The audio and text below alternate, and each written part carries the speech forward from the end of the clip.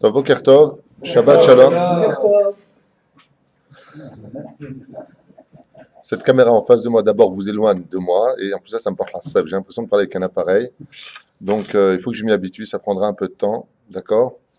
Paracha de la semaine, j'ai pas eu le temps de la préparer, donc je me suis assis 5 minutes avant, donc qu'on l'a vu sur le côté. J'espère être à la hauteur de vos espérances. Bezrat Hashem, au moins pour ressortir avec quelque chose dans les mains, car le but de notre enseignement, quand on vient pour enseigner la Torah, bien entendu, c'est de l'enseigner et de la faire vivre à l'extérieur et de ne pas donner l'impression qu'on est en train d'étudier une histoire.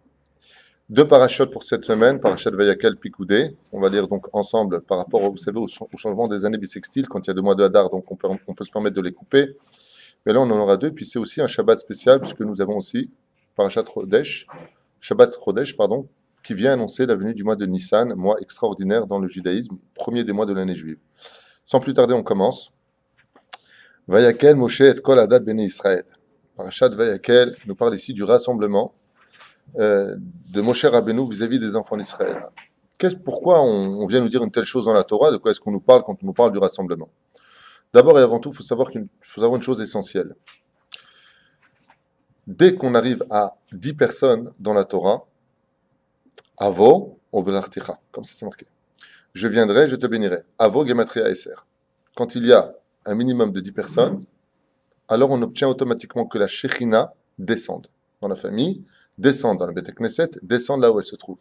Bien entendu, si 10 personnes qui invitent la Shekhinah ne se comportent pas autrement que la halakha le demande, car si bien entendu on fait un mariage avec des gens qui ne comprennent rien à leur vie et qui malheureusement vont mal agir, sans juger personne bien sûr, la Shekhinah s'en va et c'est Sadat qui vient à la place. Comme ça dit le Zohar Kadosh, pas moi. Je ne suis pas ni fanatique ni débile, parce que tout ce que je dis bien entendu est référencé, mais on n'a pas le temps d'ouvrir tous les livres. Il faut le savoir. Pourquoi? Parce que dans le peuple d'Israël, il y a ce qu'on appelle le Tzibour, Tzadikim, Benonim, Vereshaim. D'accord? Si on voit la gématria du mot Tzibour, on obtient les lettres du mot Rahamim. Rahamim et Tzibour font exactement la même gématria. Tzibour sans Yud. Ken, Tzadikim, Benonim, Vereshaim. La reine, quand Baruch Hashem, on est capable de léakel et Tzibour, quand on est capable de réunir le Tzibour, de créer le Kaal, non seulement on fait descendre la Shrina, mais on force Hashem, grâce au Minyan, grâce à l'Assemblée, de provoquer et d'asseoir Hashem sur le Kisei Rahamim. El Melech Yoshev al Kisei Rahamim. Et il y a certains moments où, malheureusement, comme c'est marqué dans la Gemara, Dieu s'assoit sur le Kisei Din, ce qu'a voulu faire Bilam avec nous, provoquer la klala au moment, à la fraction de seconde où Dieu s'assoit sur le Kisei Din. Et là, on provoque tout simplement, quand il y a du Tzibour et qu'on se comporte mamash comme il le faut, que non seulement Hashem descende, mais on décide par rapport à la force du peuple d'Israël, si on est capable de s'aimer les uns les autres, de provoquer que le Tzibour fasse asseoir Hashem sur le Kisei Rahamim, sur le trône de miséricorde. Donc on est vu avec bienveillance. Aval, pourquoi Bémet on a besoin de dire Vayakel? Vous savez, sur le cours d'Eretz Israël, on a expliqué l'importance de vivre en Israël. Mais je ne sais pas si j'avais expliqué une parenthèse très importante. C'est que, je ne veux pas dire que Chaz Veshalom, il n'y a pas de Teshuvah en Chutz La'aretz, ce soit très clair. Il y a une Teshuvah partout où tu es, d'accord? Mais il ne faut pas oublier qu'il y a 2000 ans, en tant que Tzibour, en tant que Kaal, en tant que peuple sur la terre d'Israël, nous avons ici fauté par rapport aux Averot cités, prescrites par la Gemara. Gilou Yarayot, Shfichut Damim, Avodazara, Gilou Yarayot, Shfichut Damim et non, j'ai un trou de mémoire. Comment? Avodazara, mais je ne l'avais pas dit. Je ne me rappelle plus. Ah d'accord, ok. D'accord, donc on avait fauté par 3 éléments. Premier temple détruit, deuxième temple, la sinatrinam, la haine gratuite. Le Rambam dit, une teshuva n'est scellée dans les cieux que le jour où tu reviens à l'endroit où tu as fauté. Donc on est obligé de revenir dans les mêmes conditions, ce qui fait qu'à la fin des temps, aujourd'hui, quand on veut faire teshuva pour que le Beth Amikdash revienne, il faut impérativement revenir à l'endroit où on a fauté. Donc le fait de venir en Israël, c'est plus une question de sionisme, simplement, de reconstruire sionisme du mot Sion, reconstruire Sion, mais revenir sur l'endroit où ça s'est passé avec les mêmes gens. Et toi, est-ce que tu apprends ça, parachat de la semaine? Vayak el Moshe. Il dit comme ça, le Maram Ashlech. Regardez bien ce qu'il dit. Car on sait tous que le Mishkan vient faire la réparation du faute du Hegel. Et qu'est-ce qui s'est passé dans la faute du Hegel? Qu'est-ce qui est marqué là-bas? Aaron, il a fait le Vaudor. Et qu'est-ce qu'ont fait le Rev Rav? Ils ont provoqué qu'il y ait une Keila Gdola. Ils se sont tous réunis. Et les mêmes mots Xerashava que l'on trouve là-bas, on les trouve ici. Comme c'est marqué. Vayakel Aam al Aaron. Ils se sont tous réunis autour de Aaron. Donc, comme la faute du Vaudor s'est faite exactement dans la condition de Vayakel, comme c'est marqué là-bas. Moshe Rabbeinu, qui vient maintenant réparer la faute du Vaudor par la construction et l'application du Mishkan, par les Trumot du peuple d'Israël, vient réparer, mais pour cela, il faut utiliser les mêmes conditions. Donc, Vayakel aussi. D'où la paracha de Vayakel. Le Mishkan vient réparer le Vaudor. Donc, tout comme on a vu pour Eretz Israël, ça s'est passé il y a 2000 ans en arrière en tant que peuple. On s'est haïs les uns les autres, on a mal parlé les uns des autres. Oui, le but du retour des enfants sur la terre d'Israël, c'est de sceller notre teshuva après 2000 ans d'histoire.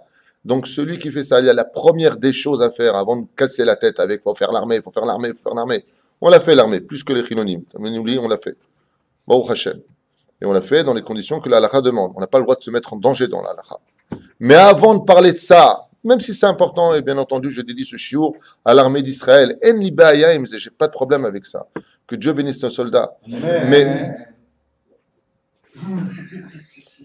c'était Adam, c'est pas moi. D'accord? Mais qu'est-ce que ça vient nous dire? Ça vient nous dire que quand tu fais ta en Eretz Israël, la première chose que tu dois mettre dans ton esprit, le premier édifice de ta construction sur le pays d'Israël, vous savez c'est quoi? Réparer ce qu'on avait cassé. Qu'est-ce qu'on avait cassé nous avant ici? L'amour du prochain. Donc quand tu viens en Eretz Israël, le Yetzer Hara va s'apprendre à quoi? Une chose essentielle, la haine du prochain. Tout ce que vous voyez autour de vous dans ce pays de l'Israélien qui t'a mal parlé, celui qui t'a bousculé, ainsi de suite, c'est que du maasé Satan.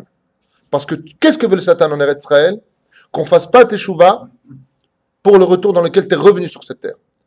Aimer le peuple d'Israël, être capable de te réunir dans ce pays cosmopolite, réuni de tous les juifs du monde entier et d'être capable d'aimer l'autre exactement comme si il était ton frère.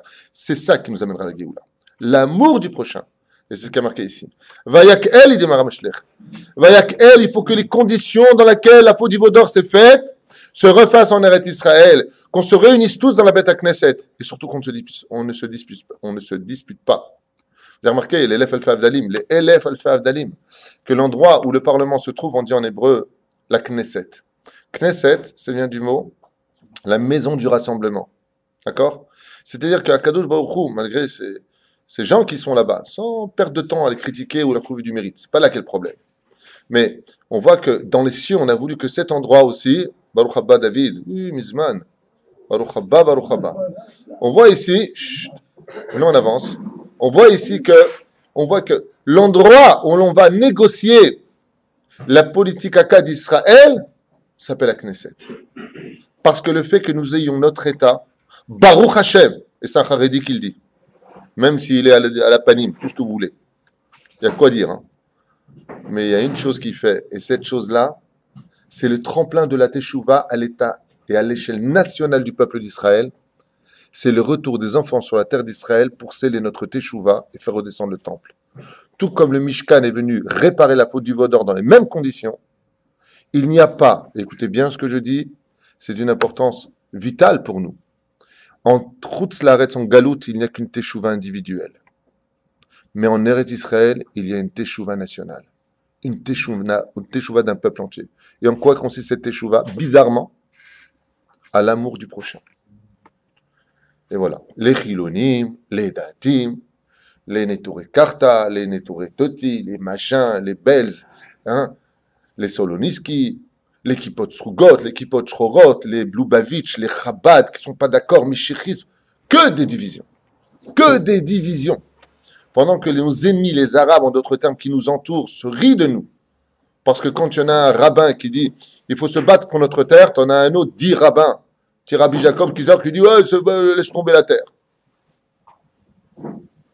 Et qui vit aux États-Unis. Ouais. Vous voyez où on en est. Vayak El. Quand il y a le tzibour, on est capable de changer. Mais le tzibour, c'est quand il est capable, en un seul mot, que tu sois tzaddik, que tu sois Benoni, moyen, ou que tu sois Racha, Gematria, Rahamim. Quand tu es capable d'être uni dans ta terre, et d'arriver à cette notion de se juger les kafsrout, pas comme l'enseignent certaines idéologies juives. Hein. Le kafsrout, c'est-à-dire juger son prochain du bon côté. Dès que c'est chiloni, on juge du bon côté. Dès que c'est dati, ouais, on juge du mauvais côté. Ah. La Gemara, elle ne dit pas comme ça dans la vote. C'est surtout le dati. Si tu es capable de donner du mérite à un chiloni, comment on appelle ça un chiloni en français? Un laïc, d'accord? Parce qu'il n'a rien compris à sa vie, je suis d'accord. Mais tu dois faire pareil pour celui qui a le chapeau sur la tête. pas Eva Faeva. Même si effectivement les responsables sont ceux qui savent. Malgré tout, notre travail d'aujourd'hui doit dépasser nos sentiments et nos yeux. On est venu faire un travail en Israël, messieurs, j'insiste énormément sur ça, c'est l'amour du prochain. Parce que c'est ça qui nous a fait dégager de ce pays. Il y a 3000 ans, il y a 2000 ans derrière.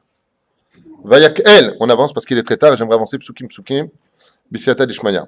Veradit kalut, comme ça il dit, le tikkun tsarer, donc les asot aliédé it kalut, tout comme tu as fauté, tu reviendras et tu referas exactement dans les mêmes conditions, au même endroit, tu reviens au même endroit, dans les mêmes conditions et tu fais tes shuvas.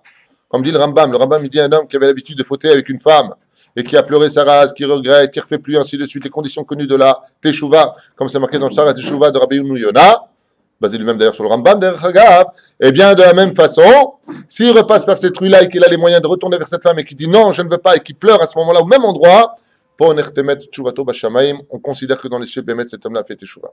Juste quand il revient au même endroit. J'ai un copain qui m'a raconté une histoire, ça vous intéresse?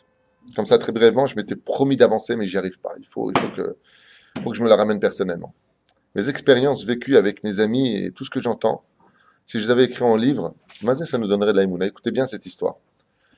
J'ai une connaissance, bon, avec qui j'ai plus de lien aujourd'hui, mais à l'époque, il m'a raconté qu'il était chauffeur pour un rab à Yerushalayim, à Rosh Yeshiva à Yerushalayim. Et puis il devait l'emmener donc pour un mariage, comme il était son chauffeur. Puis il venait de débarquer en Israël, donc il ne connaissait pas très bien le pays.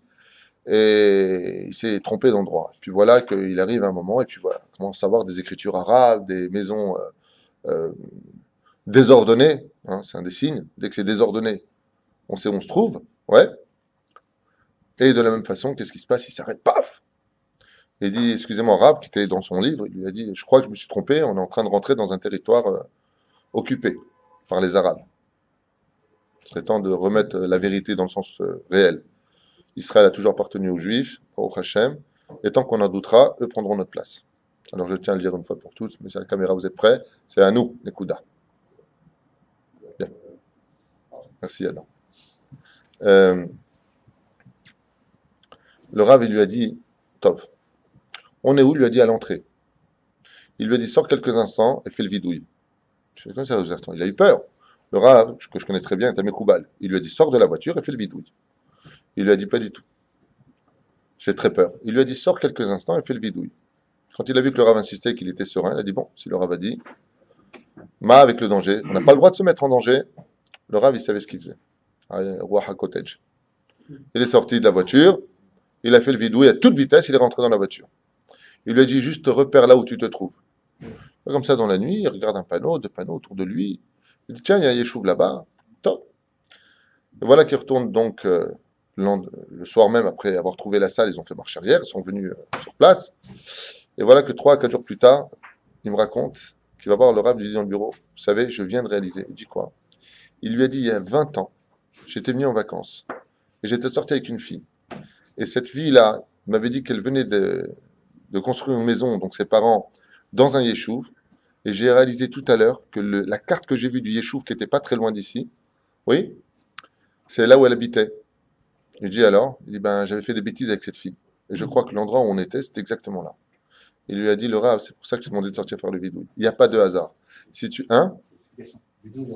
Ah, vidouille veut dire supplication. Oui. Le Rav, il lui a dit, il n'y a pas de chemin où on se trompe. Comme dit Rabbi Nachman de Breslev, ne demande jamais ton chemin à quelqu'un de peur que tu ne te trompes pas de chemin. Bon, moi, la vérité, je me trompe une fois, deux fois, des ramma qui me montent, tu vois. Mais Rabbi Nachman, il dit, quand tu te trompes de chemin, tu ne te trompes pas du tout. C'est que là-bas, tu as un tikkun à faire. De la même façon, quand le peuple d'Israël, pourquoi tu es monté en Israël? Ouais, les apôts me cherchaient, j'ai eu des embrouilles avec la mafia. Ça, c'est des tralouides. Tu es venu ici pour réparer une chose. C'est le Baruch Hashem, d'aimer ton prochain sur la terre. Ça passe avant tout. Baruch Hashem. Beyot, Chakran, Or, Tov. Il y a marqué comme ça, aussi, comme explique le roi Haïm Akadosh. Pourquoi il y a marqué Bayak El? Pourquoi est-ce que Moshe Rabbeinu rapproche les enfants de lui? Parce que depuis qu'il était descendu de la montagne, il s'est passé quelque chose d'incroyable. Moshe Rabbeinu est devenu le Rav lampadaire. Il y avait une lumière plus puissante que le soleil, ou aussi puissante que le soleil, qui émanait de son visage. Donc vous imaginez un petit peu les enfants d'Israël quand on est face à un tzaddik pareil. Moshe Rabbeinu, il dit, Vayak El, Kaen Moshe, Kol Adat Bene Israël. Il les a tous approchés de lui. Pourquoi? Il dit parce qu'ils avaient peur de lui. Ils avaient peur de sa kedusha, venez.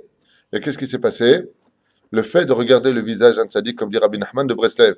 Quand quelqu'un a de la gava, quand quelqu'un il a de la klipa, quand quelqu'un il est rempli d'avérot, il y a un marteau-piqueur pour casser cette avéra. C'est quoi? C'est de regarder le visage d'un tzaddik. D'accord? Quand tu regardes le visage d'un tzaddik, automatiquement, comme lui, il a une lumière en lui, il va être capable de briser ton obscurité qui est dans ton cœur et qui t'a aveuglé jusqu'à aujourd'hui. Amar la Moshe, pour faire le Mishkan, il va falloir se purifier. Et comment se purifier? Chez le tzadikim. Quand tu regardes le visage du tzadik, Vayak El Moshe, pourquoi il est marqué ici, Vayak El Moshe et Kol Adad Ben Israël, tous il les a réunis. Parce que leur da'at était complètement falsifié. C'est pour ça que le mot adat, si vous inversez les lettres, ça fait le mot du mot da'at, qui veut dire la connaissance. Leur connaissance étant falsifiée, Moshe leur a dit maintenant, venez et regardez mon visage. Le fait qu'ils regardent le visage de Pene Moshe, Ishtabar Shemon Lahad, d'accord, Moshe Rabbeinu, alors ils se sont tous purifiés pour la construction du Mishkan. Tous. De là, on commençait à comprendre, l'écouter Moharan, quand le rabbi Nachman de Breslev, Zacher Tzadik Kadosh, il vient et nous dit des phrases comme ça, déjà une phrase gratuite, une phrase comme ça avec une majuscule et puis un petit point à la fin. Chaque phrase de rabbi Nachman de Breslev, pour nous, c'est des livres. Rabbi Nachman de Breslev, quand il te dit regarde le pénu du Tzadik, c'est exactement comme c'est marqué dans la Torah. Comme ça, il explique ici les Chachamim.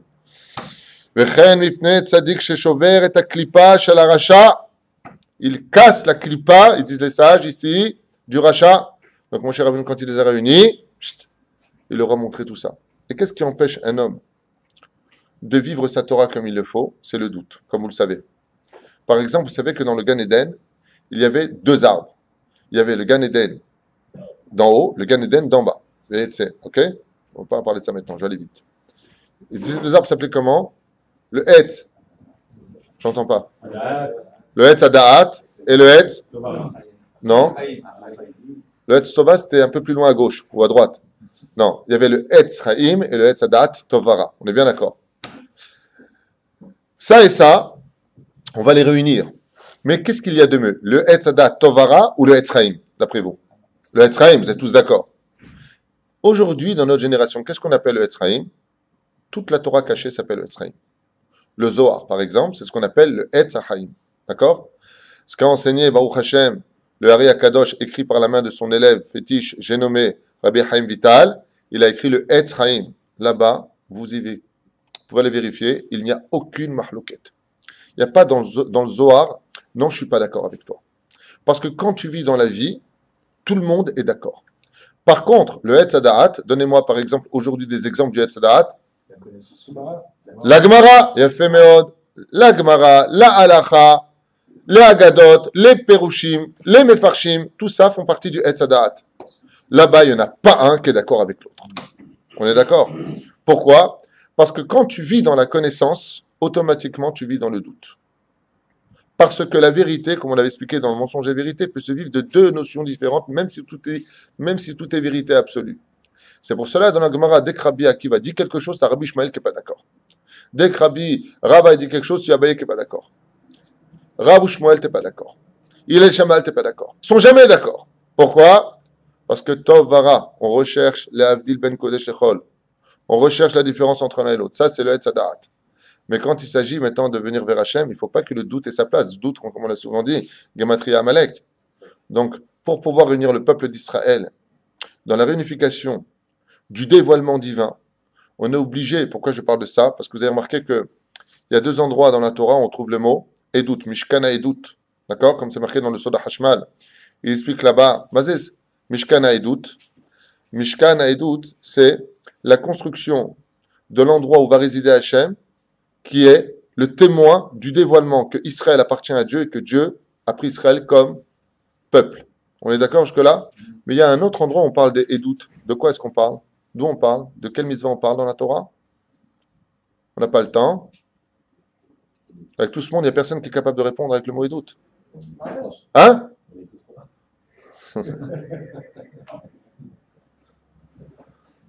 Kol hakavod, Maurice. Mishkan Edut, il y a un autre endroit qu'on appelle Luchot Edut. Les lois, les tables du témoignage. Les tables du témoignage. Et qu'est-ce que vient dire le mot Edut? Quand tu as par exemple un procès, qui on amène? Les témoins. Et les témoins sont là pour dévoiler le émet, donc faire sortir ce qui était caché. C'est pour ça que les sages nous disent, dans la Kabbale, là-bas, dans le Soda Hashmal, extraordinaire, ils disent, Mishkan Haedut vient te dire qu'en réalité, la construction du Mishkan n'était rien d'autre que le dévoilement de la Shekhinah qui était restée cachée. Mais pour dévoiler ce qui est caché, donc le Etzraïm, donc le monde caché de la Torah, la Kabbale, le Zohar, pour cela, il va falloir faire une chose, c'est-à-dire réunification des déotes. Si un témoin dit oui, il était à Tel Aviv, l'autre il n'y était pas, on ne peut pas le condamner. Il y a un problème. Aïdim Zomamim, comme dit la Gemara dans Makot. Mais nous, quand on parle maintenant du Mishkan, est-ce que Dieu peut résider quand il se dévoile pour donner par exemple sa Torah? Ish echad, belav echad. Un seul homme, tout le monde déahat. Vayakel Moshe, et kol adat ben Israël, et kol adat ben Israël, il a fait une réunification du Etz Haïm. Adat, Otchot, Da'at. Il les a tous réunifiés selon la même pensée. Il n'y avait plus aucune mahloquette. Parce que devant Hachem, c'est pas joli de se disputer. Devant son père, quand deux fils se disputent l'un avec l'autre, le père il dit, il est où mon kavod? On ne se dispute pas. Sur terre, dans le monde de la matière, dans le monde de la vérité et du mensonge, ici sur terre, où il faut décortiquer, il va falloir faire le ménage. Donc c'est le Etzadat. Aval, quand tu arrives à faire descendre le divin, relier le haut vers le bas vers le haut, Adat ben Israël. Mon cher Rabbeinu, ce qu'il est en train de faire ici, par justement dévoiler son visage aux enfants d'Israël, c'est de casser l'orgueil qui a créé le Etzadat. C'est parce qu'on s'est cru supérieur à Dieu qu'on a mangé du fruit interdit qu'aujourd'hui, jusqu'à aujourd'hui, on connaît cette faute que l'on paye. Mon cher Rabbeinu aussi, dans la paracha de la semaine, il vient réunir toutes les déotes, toutes les comment ça s'appelle? Les opinions. Elles sont toutes réunies en un seul. Pourquoi? Parce que Dieu ne peut résider là où il n'y a que le shalom. Dieu ne bénit que les endroits où il y a le shalom. Et le shalom, c'est la shlemut des mahloket. Le shalom, c'est la complétude de la mahloket. Quand tu finis ta mahloket, tu vis dans le shalom. Et comme il nous dit ici, Heyot she'ata mitzvah otam ala Shabbat, ken utzrach lomar vayakel. De là, il dit aussi quelque chose d'important pour nous, bien entendu, comme tout est important dans la Torah. Masbirim chazal elem shalom. C'est marqué ici dans Kol Yehuda. Vayakel Moshe l'irmoz ala Shabbat. De là, on dit que comment est-ce qu'on va reconstruire le temple. Je suis un peu fatigué ce matin une fois de plus. Il dit Shabbat al-yedei itka'alut bebet haknesiot. Quand on se réunit tous à la Bet Knesset pour écouter Baruch Hashem, un rave de Bet Knesset qui va commencer à raconter des livrets Torah, Vayakel Moshe. De quoi il vient nous parler tout de suite, la misa qui suit, ce sera d'abord de la Shmira du Shabbat. On inclut le Shabbat à l'intérieur, comme quoi que les enfants d'Israël se doivent tous, Be'ezrat Hashem, d'aller écouter la Torah pendant Shabbat Kodesh. C'est possible les hommes, avec les femmes, car les femmes aussi. Il y en a qui disent que Kol, Adad ben Israël, Kol, Balerabot, Nashim, Betaf. Il y en a qui disent que le mot Kol, Israël, tu n'es pas obligé de le dire ici. Moshe est Kol Adat. Et Adat ben Israël. Kol vient, tout veut dire rajouter quelque chose. De qu'est-ce qu'on parle? La Torah vient nous enseigner ici, il dit Kol vient te dire qu'on parle ici, c'est marqué dans Kliyakar, il dit on te parle ici de quoi? Que la Torah doit être vécue par toute la famille. Il est très important que toute la famille participe au Shabbat. Le cours pour les enfants, pour Shabbat Kodesh. Le cours pour les hommes et les femmes, séparés avec une mechitza bien entendu. D'accord? On va faire des shiurim pour les hommes. Kol Akal Ben Israël. C'est ce qui nous amènera, Bezrat Hashem, la construction du Mishkan. Car toute la construction du Mishkan passe par la Shmira de Shabbat. C'est pour ça que le Shabbat est implanté ici, en plein milieu, pour te dire que En a Mishkan, Doche Shabbat, le Mishkan, la construction des Melachot, des 39 Melachot de Shabbat, ne peut pas refouler le Shabbat. Hashem, il chot Shabbat. Donc aujourd'hui, comment est-ce qu'on va, Bezrat Hashem, concrétiser la venue du Beth Amikdash? Comment est-ce qu'on peut redescendre le Beth Amikdash d'en haut, ce troisième temple? Comment est-ce qu'on va faire? Avec les lois de Shabbat, tout ce qui est marqué dans Masehet, Shabbat à la page 118 à Moudbet. Amar Rabbi Shimon Bar Yochai, Ilulei Israël Shomrim Shtes Shabbatot, Miyad Nigalim. Si les enfants d'Israël gardaient le Shabbat, mais mazé garder le Shabbat, qui est le Chata, d'étudier tous les jours les lois du Shabbat qui sont on ne peut plus compliquées, on ne peut plus nombreuses, extrêmement vigilantes pour nous. Les interdits, les muktzeh, ce qu'on a le droit de déplacer ou de ne pas déplacer, ainsi de suite, ça ramènera Bezrat Hashem, contrairement à ce que disent d'autres rabbanim, la Géoula, Comme ici, par contre, c'est marqué au nom des sages de la Torah. Pardon? On veut le voir juste avant que la Géoula, elle viendra par l'union qu'il y aura dans le Ham Israël. Donc, c'est ça plus ça, c'est ça seulement. J'aime bien ce que tu viens de dire, Hacher. Tu viens de dire d'un côté au début du Shiur que quoi? Que c'est l'amour du prochain qui ramènera à la Géoula. On est bien d'accord. D'autre côté, on dit que maintenant, il faut se réunir le Shabbat dans la Beth Knesset. Qu'est-ce qu'on dit le Shabbat quand tu vois quelqu'un? Ça répond à ta question. Pour vivre l'amour en tant que peuple, il faut bien se réunir. Je ne vais pas aller, moi, d'ici jusqu'à Tombouctou. Et qu'est-ce qu'on dit le Shabbat? Shabbat, Shalom. Tu vois bien que toute l'essence même de l'âme du Shabbat, c'est d'arriver à dire Shabbat, Shalom. À tout le monde. Tout le monde. Bon, il y a des lois. Celui qui n'est pas Shomer Shabbat, comment Dieu il te dit, tu poses mon nom sur lui, et ainsi de suite. Est-ce qu'il a un titre de Tinokot chez Nishbou, le Nishbou? Azor, je ne veux pas rentrer là-dedans. Mais qui caronne? De façon générale, on dit Shabbat Shalom. Donc tu vois bien que le Shabbat nous a été donné pour deux choses essentielles. Vivre en paix les uns avec les autres. Shabbat Shalom, Shabbat Shalom, Shabbat Shalom. Oui. Et de l'autre côté, de tous se réunir. Exactement comme on l'a dit. D'autres questions? En route à bord. Qui en simcha shlema ela beyot kol ha'am shomrei Shabbat. Et comme il dit ici le Rav, dans son livre Kol Yehuda, Rabbi Yehuda Tzadka, Zecher Tzadik Kadosh Ivracha, il dit, ça c'est une chose des enfants d'Israël. Vous pouvez être les hommes les plus riches du monde, vous pouvez avoir la plus belle femme du monde, vous pouvez avoir les meilleurs enfants du monde, les meilleurs amis du monde, et aucune maladie sur terre. Dieu qui a créé le monde, le technicien du monde, dit la chose suivante, tu n'auras jamais une joie absolue tant que tu n'as pas la joie du Shabbat en toi. Mishema amin, yamin. Misheloma amin, lo yamin. En tout cas, toi tu dis que c'est vrai, nous avons déjà un témoin, mais il faut deux témoins. Tov.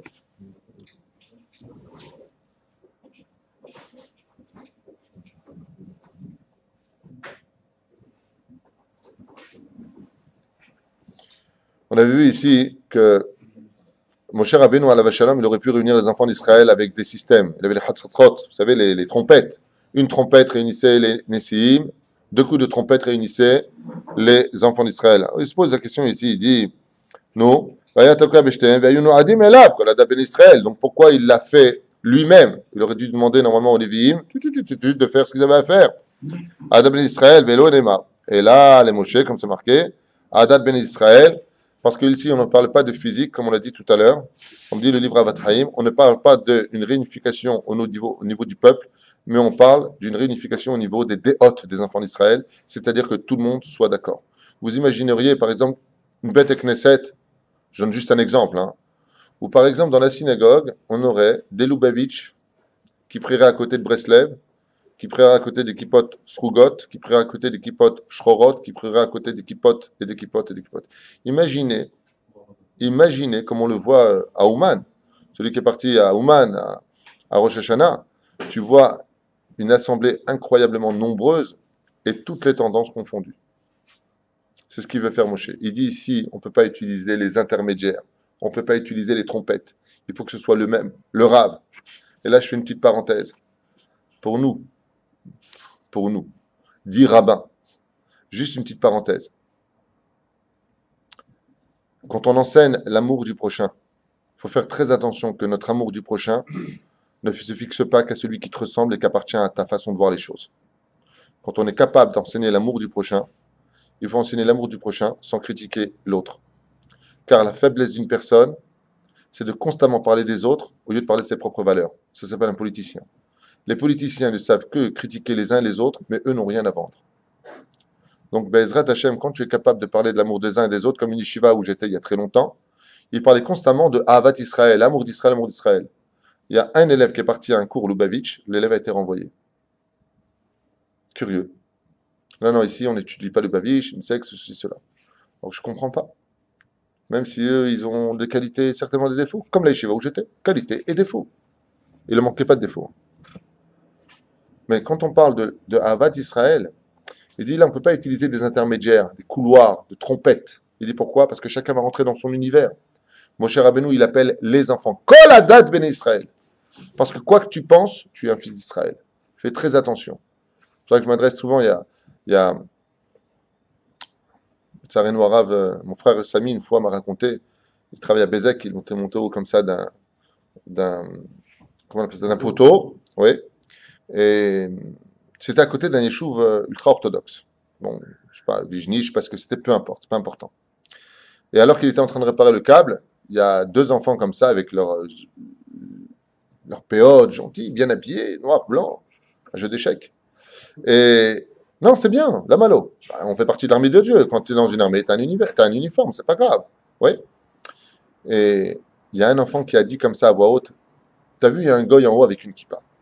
Alors mon frère s'est retourné, il leur a dit, pourquoi tu dis que je suis goy? Moi aussi, je suis Shomer Shabbat, Shomer Mitzvot, et puis même si j'étais pas, pourquoi tu dis que je suis goy? Et quand mon frère m'en a parlé, ça m'a fait très très mal. J'ai dit, tu vois, toute la journée, ces enfants au Khader, au Talmud Torah, on vient leur parler de l'amour du prochain, comme quoi que la Géoula viendra par l'amour, il faut tous s'aimer les uns les autres. Mais en fin de compte, quel amour on leur enseigne? On leur enseigne l'amour de celui qui te ressemble. Et si tu ne me ressembles pas, alors toi, je t'aime pas. Ça, c'est une Torah de Erev Rav. Je dis pas que Chaz Veshalom sont des Erev Rav. Il y a des rabbins qui le disent. Moi, jamais je dirais une chose pareille. Chaz Veshalom. Ils veulent protéger, ils veulent. T'as raison, mais ne construis pas une mitzvah sur le dos d'une Avera. N'enseigne pas ce genre de choses à tes enfants. Parce que c'est à cause de ces mêmes enfants qui grandiront plus tard que le Melech HaMashiach tombera malade, ne viendra pas. Faire très attention à ça. Très attention à ça. Le côté sectaire de je n'aime que celui qui me ressemble, c'est tout sauf Torah. La Torah, c'est d'être capable de descendre dans les profondeurs, de récupérer les sauts. Comme Dieu l'a enseigné à Moshe. Alors qu'il était en haut, le grand, le Haredi, celui qui est l'homme de Torah, Kodosh Baruch Hu lui dit, Red, toi tu ne me sers à rien si tu n'es pas avec ton peuple. Descends, rejoins-les. Red ki amcha hata, car ton peuple a fauté. Il y a Perushim qui dit c'est le rêve rap, mais dans le pshat, ton peuple. Si ton peuple est en bas, ne viens pas le détester. Punis celui que tu as à punir, 3000 morts dans le camp d'Israël pour la faute du veau d'or. Mais on voit que toute la valeur d'un rab, c'est quand il a le tzibour derrière lui. Et le tzibour, c'est tout le monde. C'est pour ça que quand on vient pour enseigner l'amour d'Israël, il faut faire très attention à ça. Quand je t'aime pas parce que tu as une kippa qui me ressemble, elle est noire, pas parce que tu as une kippa qui est xruga, et pas parce que tu es ce que tu es. Pas du tout, pas du tout. Je t'aime parce que tu es juif et qu'en toi, il y a une partie d'Hachem et que j'ai la mitzvah de t'aimer, Nekuda.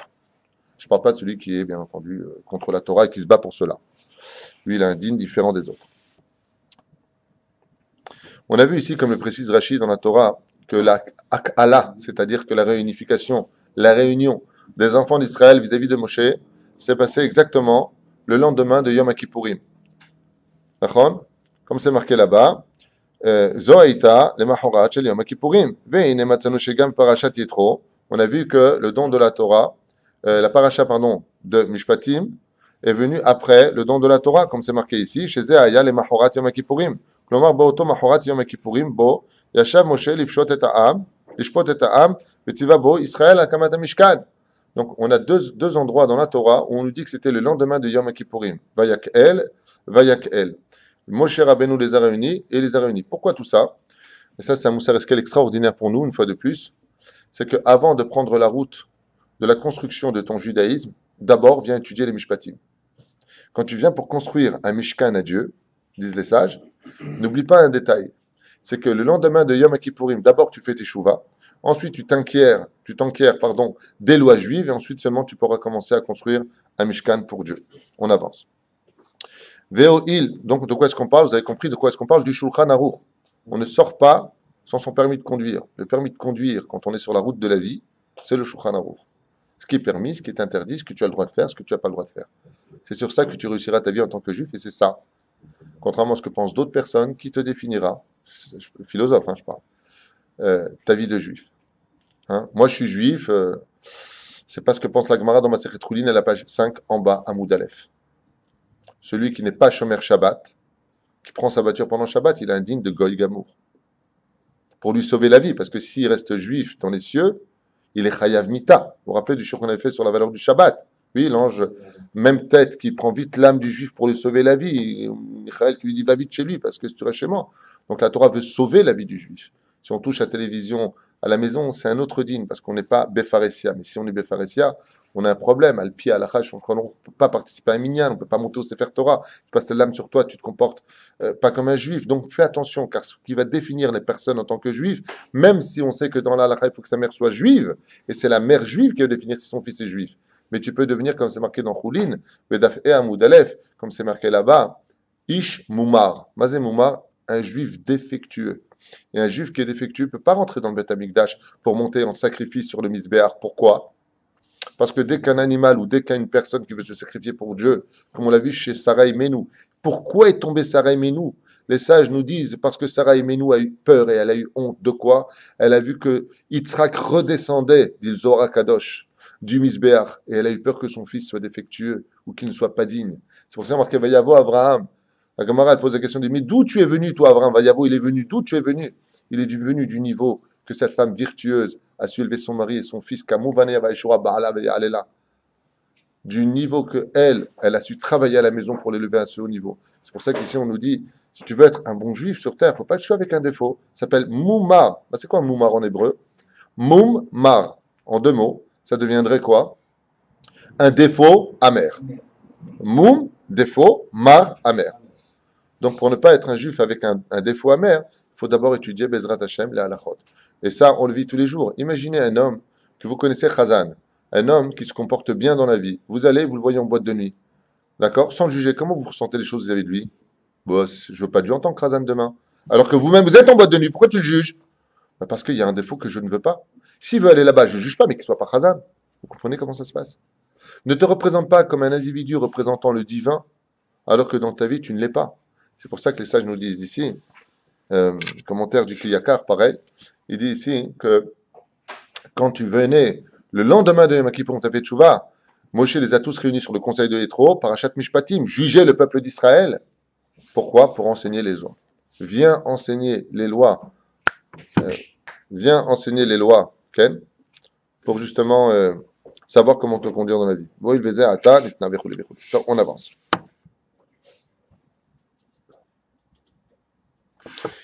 Il dit ici, au nom de Rachid et Rachagav, un peu plus haut et un peu plus loin. Parashat Kitissa, on a vu là-bas, Hagdamat Torah et Tzivui Mishkan. On a vu que Dieu a parlé d'abord des commandements de la Torah avant de parler du Mishkan. Vilifne Azarat Shabbat. Et avant, bien entendu, l'Azara du Shabbat.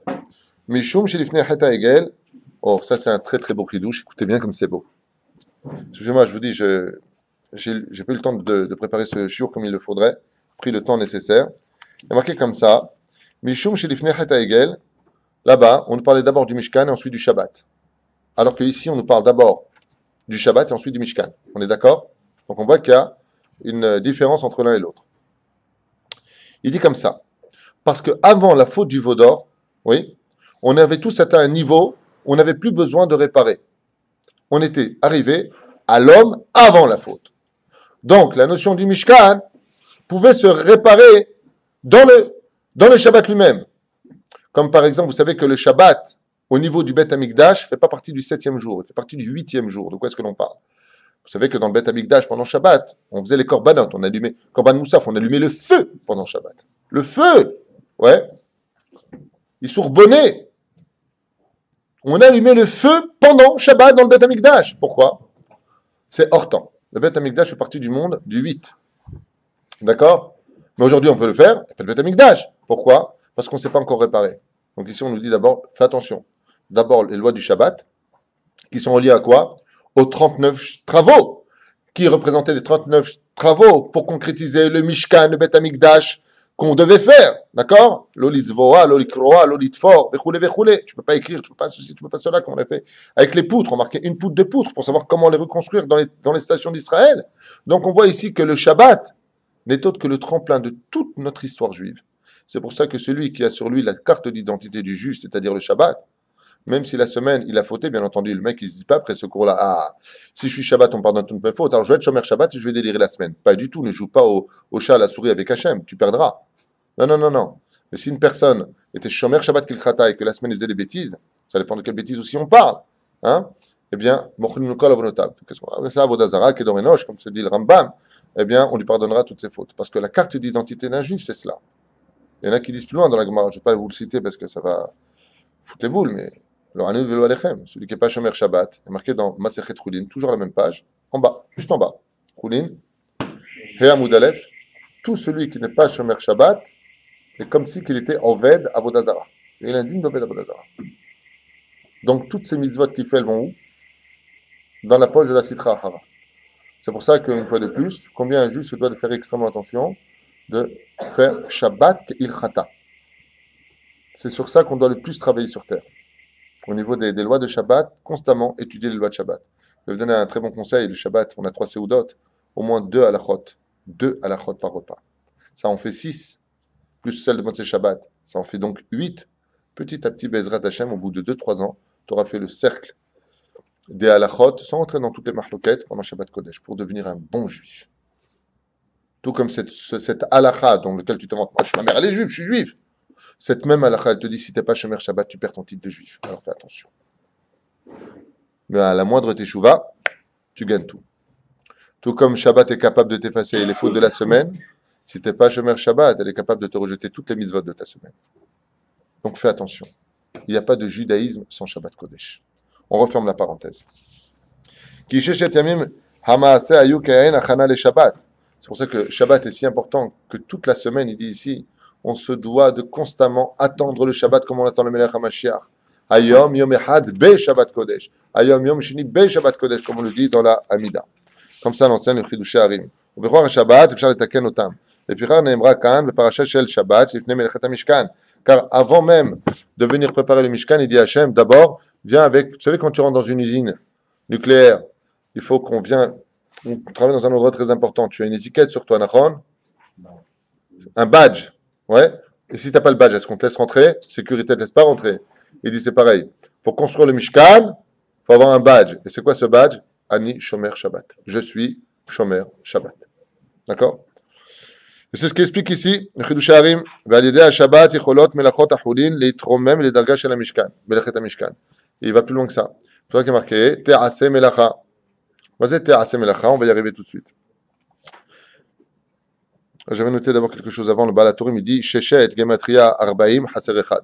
Sheshet, Yemé, d'accord? Donc c'est marqué dans le verset là-bas. Top, on avance.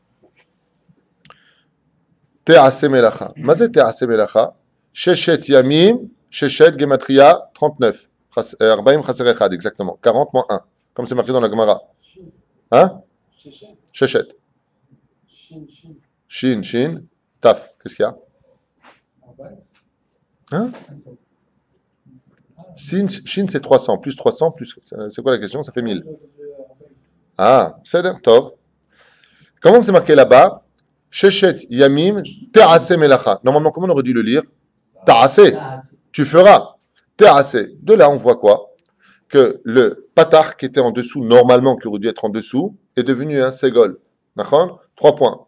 Te'ase melacha. Ça veut dire quoi? Te'ase, que le travail de la semaine se fera de par lui-même ou de par les autres, ça dépend de deux pérouchim qui sont donnés, si tu es Shomer Shabbat.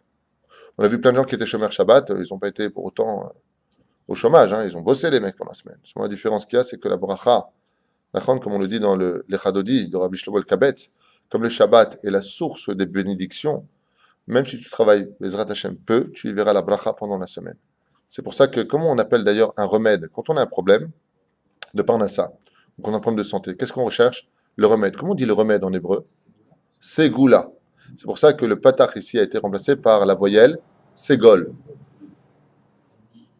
Te'ase, la ségoula, le remède de ton travail, c'est le ségol, c'est la voyelle qui se trouve en dessous de la lettre taf. Te'ase melacha.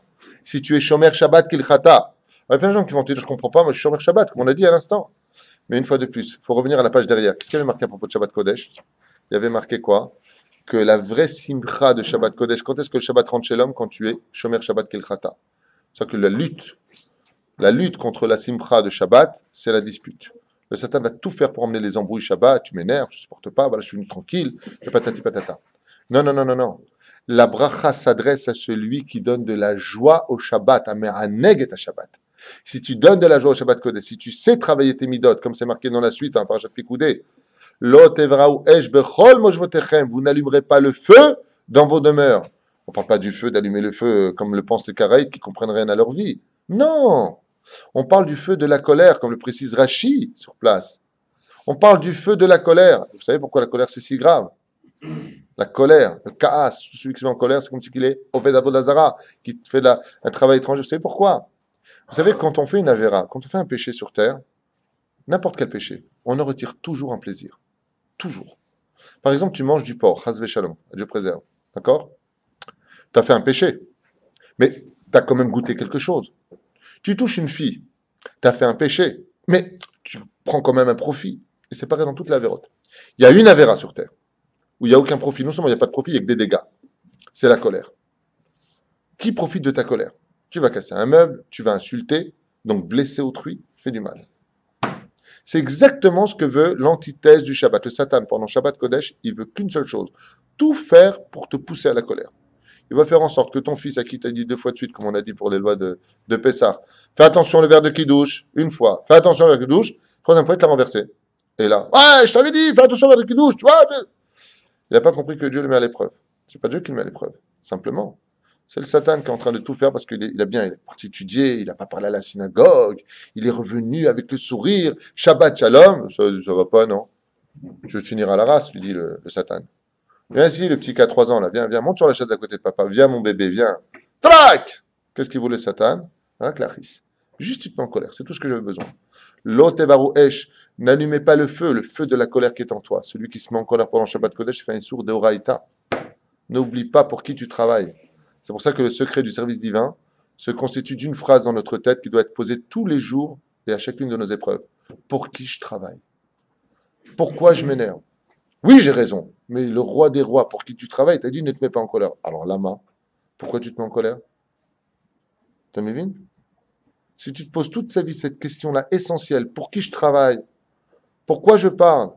Fais ce que te demande la halakha. Tu dis, je n'ai pas le droit de me mettre en colère. Je dis, on n'est pas des robots. Travaille tes midotes. C'est pas facile. Tes descendants, elles ont poussé. Eh bien, tu vois, on évolue dans la vie. Vezem hashekatu. La reine, le Ségol qui est en dessous vient nous dire que la ségoula de tous nos problèmes, la ségoula qui se cache dans le Shabbat Kodesh, elle peut amener l'homme jusqu'à la Géoula finale. On avance. Ici, c'est au nom de qui ça? Le Hafetz Chaim. Oh, Hafetz Chaim. Il dit ici, le Hafetz Chaim Kadosh, Zecher Tzadik Kadosh Ivracha. Hafetz Chaim, il dit que tout le corps humain, vous savez, qui est composé de 248 membres, correspond, chacun d'entre eux, à une mitzvah de la Torah. 248 mitzvot positives, 365 dont 365 mitzvot négatives. C'est clair jusque-là? Très bien. Hafetz Chaim, il dit, sache que le cœur correspond à Shabbat. Le cœur de l'homme correspond à Shabbat. Comme ça dit le Hafetz Chaim. Et alors, quel rapport? Il dit, ben, tu peux vivre sans jambes, tu peux vivre sans bras, d'accord? Il y a certaines parties du corps avec lesquelles, en d'autres termes, tu peux un peu prendre ton temps. Mais Shabbat, si tu enlèves le cœur d'une personne, il n'y a pas. Il n'y a plus de vie. Il dit que tout le judaïsme ici, je ne vais pas tout vous faire exactement, un peu long. Il explique ici le Chafetz Chaim, il dit que, étant donné que le cœur est le membre vital de tous les membres du corps humain, comprend que la source du Shabbat Kodesh, c'est Shetemim Terasem Elacha.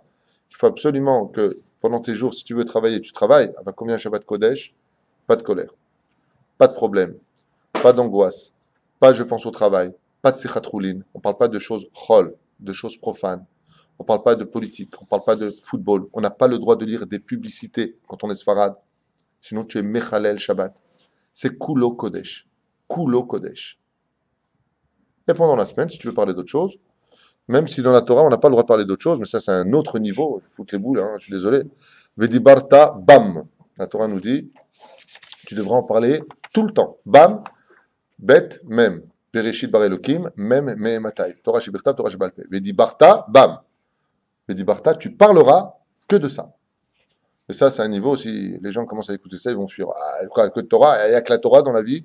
Oui, il n'y a que la Torah. Qui aime chayenu ve'orech yamenu. Quoi? J'ai pas compris. Le cerveau, c'est quoi? Le cerveau, c'est quoi? Anilo Yoda Ishit. Je pense que chaque mitzvah est marqué par un sage ou un autre sage, mais quoi qu'il advienne, on peut vivre et avoir un cerveau éteint. Ça s'appelle une plante qui vit. Je parle de vie. La vie, c'est le cœur, c'est pas le cerveau. Il y a des gens, tu vois, qui pensent toute la journée qu'ils ont un cerveau qui est vivant. Mais qu'est-ce que c'est ce qu'a dit Dieu la Torah, Monsieur Kamos Ayakar? La Torah, elle dit Rechaim bechayahem keruim metim. Les Rechaim dans ce monde, alors qu'ils marchent et que leur cœur tape dans leur cœur, sont appelés morts.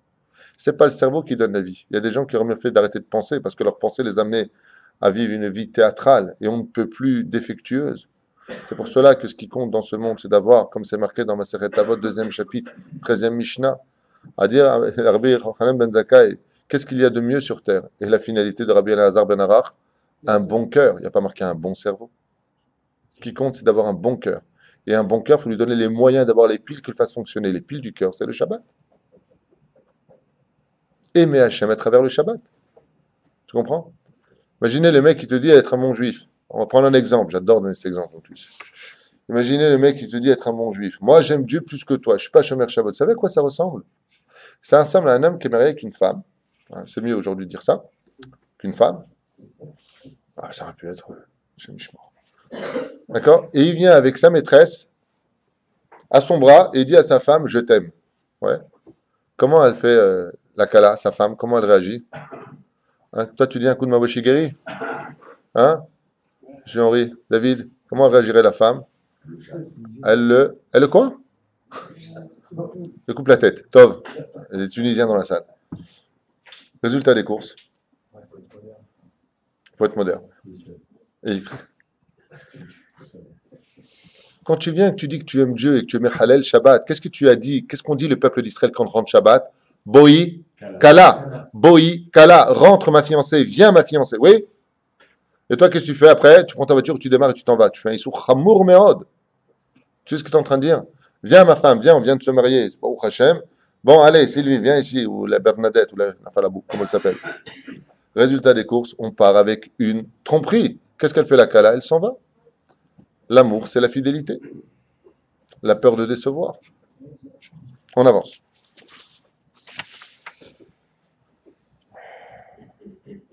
Shabbat se conclut aussi par les gens qui disent mais je comprends pas, j'aimerais bien être riche, quoi. Je comprends pas pourquoi je suis pas riche.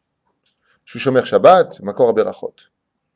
On a un exemple dans la Gemara, Maseret Shabbat à la page 119 à Moud Aleph, d'un homme qu'on appelle Yosef Mokir Shabbat.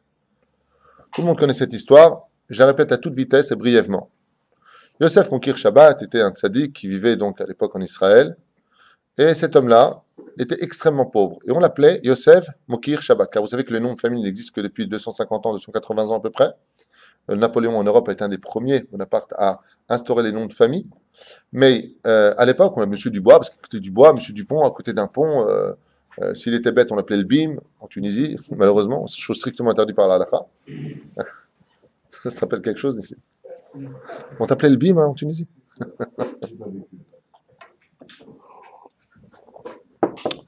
Donc on l'appelait Yosef Mokir Shabbat, celui qui connaissait le Shabbat, tout le temps. Pourquoi?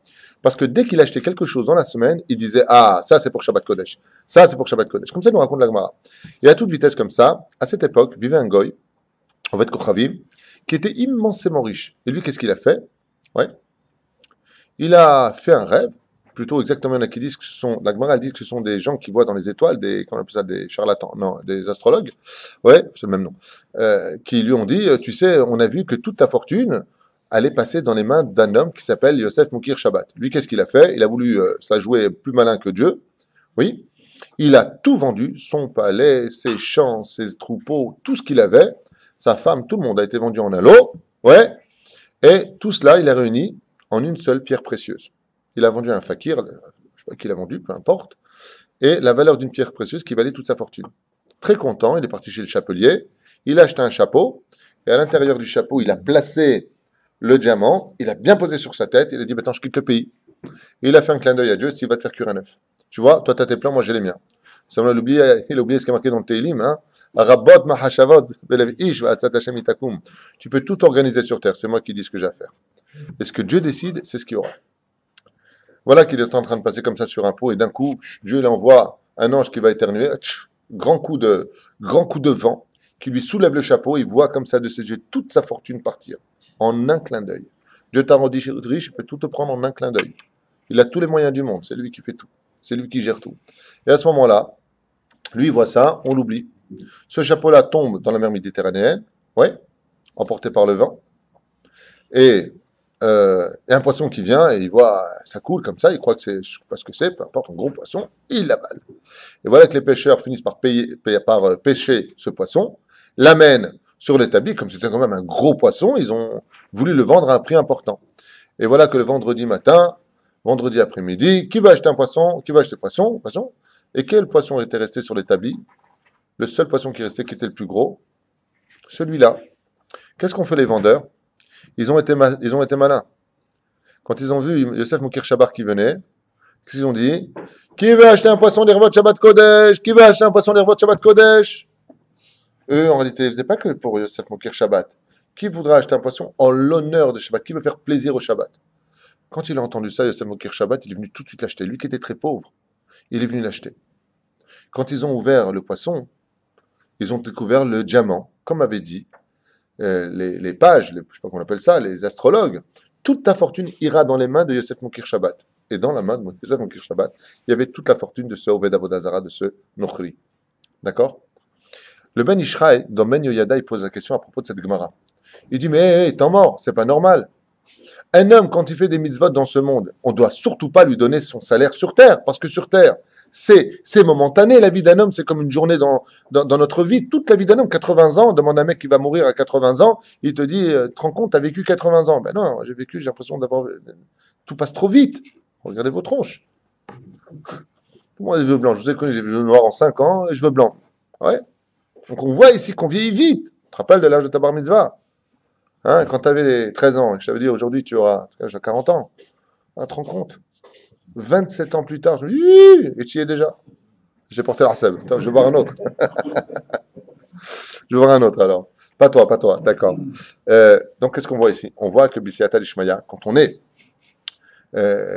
dit le Ben Ishraï, dans ce monde, il ne faut surtout pas te donner salaire. Quand tu fais une misa, ne demande pas de salaire, prends pas de salaire, comme a dit la femme de Rabbi Hanan Mendoza. Je veux pas de salaire sur terre, parce que là-bas, si tu prends ton salaire, il est pour l'éternité. Ici, il est momentané. C'est pour ça que les Réchaïm prennent le salaire sur terre. Pourquoi? Parce que comme tu voles la mitzvah, Dieu te rend la mitzvah dans le vol. Parce que c'est une arnaque de donner un salaire pour un temps précis, tandis que le vrai salaire, lui, est pour l'éternité. Ouais. Alors, qu'est-ce qu'on comprend de là? Il dit, alors comment se fait-il que lui, il ait reçu un salaire sur terre? Comment est-il possible que lui ait reçu un salaire sur terre? Et la réponse est très simple. Lifni mishurat adin. Si tu veux vraiment t'enrichir grâce au Shabbat Kodesh, comme c'est marqué dans la même page là-bas en haut, il y a marqué comment on devient riche dans tel et tel pays. Shmirat Shabbat Kodesh te donne la fortune si tu es capable d'aller au-delà de ce que te demande la halacha. Comment? Et voilà ce que dit Maran Ben Ishraï. Il dit, tu sais pourquoi Yosef Mokir Shabbat est devenu très riche? Parce que quand il est passé dans le chouk, bien sûr que sa femme avait déjà préparé le poisson de Shabbat Kodesh, il n'en avait pas besoin. Mais quand il a entendu de ses propres oreilles qui veut acheter un Shabbat, un poisson en l'honneur du Shabbat, il n'avait pas besoin de ce poisson. Il l'a acheté uniquement en l'honneur du Shabbat. Donc lui s'est enrichi. Ça s'appelle l'ifnim et shurat adin. Aller au-delà de ce qu'on te demande. Donc comme il est parti au-delà dans ce qu'il a demandé, alors Hachem est parti au-delà du salaire du Olam Haba. Il lui a donné aussi dans ce monde sans rien lui retirer du monde futur. Parenthèse fermée. Juste pour nous donner l'amour du Shabbat, Be'ezrat Hashem. Comme c'est marqué ici, dans toujours Maseret Shabbat à la page 118, Amar Rabbi Yehuda, Amar Rav, Kol ha'me'aneg et Shabbat, notim kol mishalot libo, tout celui qui donnera du plaisir à Shabbat Kodesh, pas à lui. Sa femme l'énerve, il va se contrôler. Je ne vais pas m'énerver parce que je veux faire plaisir au Shabbat. J'ai le roi des rois à ma table. Oui? Tout ce que tu lui demanderas, dit la Gemara, Dieu te l'accordera. Mais pour ça, il faut la neg et Shabbat. Baruch Hashem, j'ai bien mangé. Baruch Hashem, j'étudie la Torah. Ce que tu demanderas, kol mishalot libot, les questions de ton cœur te seront accordées. Il y a 2 conditions pour ça. Le faire, deuxième chose, y croire réellement. Parce que si tu dis, ouais, bon, ok, je vais le faire. Dieu, il n'a pas besoin de ta tzedaka, il n'a pas besoin de tes mitzvot. Il a vécu avant toi, il vivra après toi. Et surtout, secret de tout le judaïsme, là, il te des doutes, parle avec ton créateur. Et tu auras des résultats. On avance.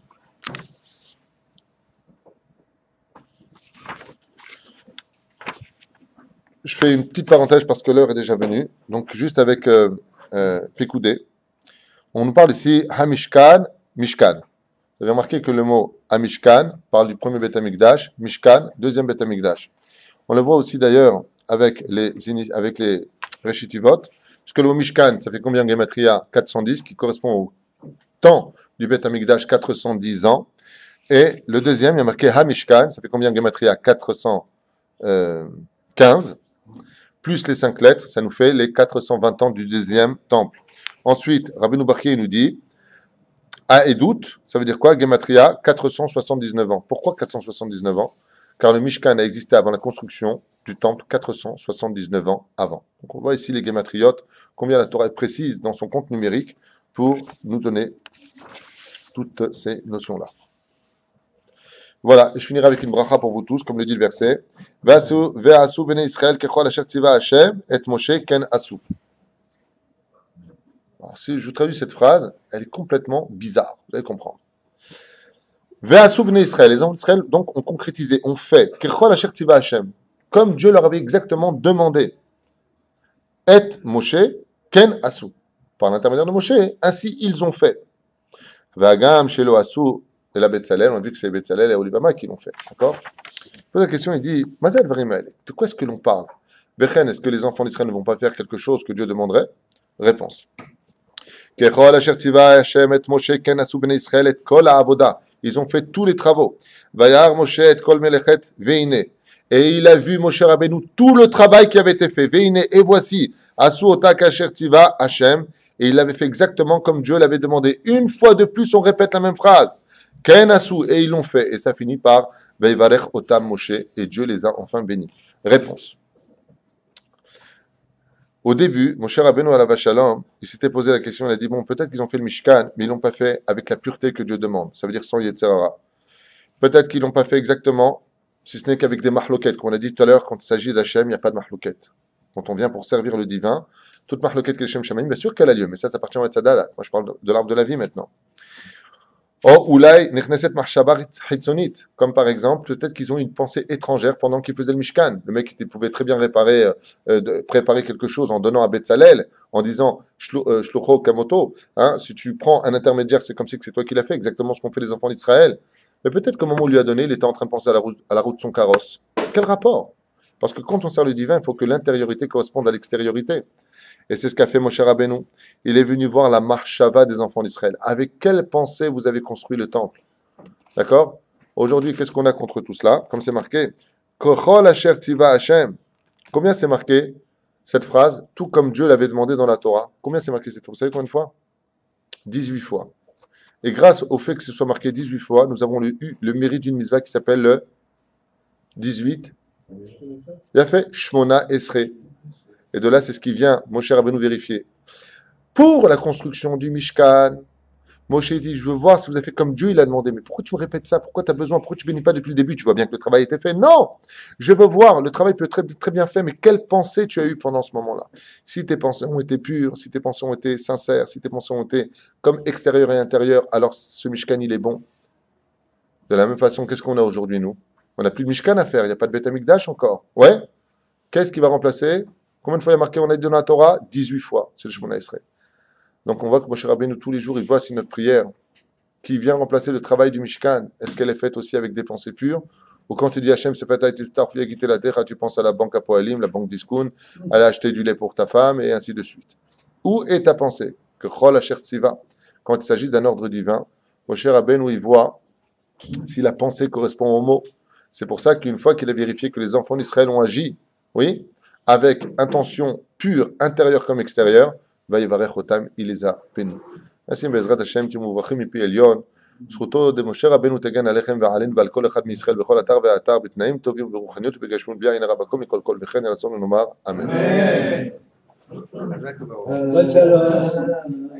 הושיע את עמך וברך את נחלתך מורה מנסה מד העולם הושיע את עמך וברך את נחלתך מורה מנסה מד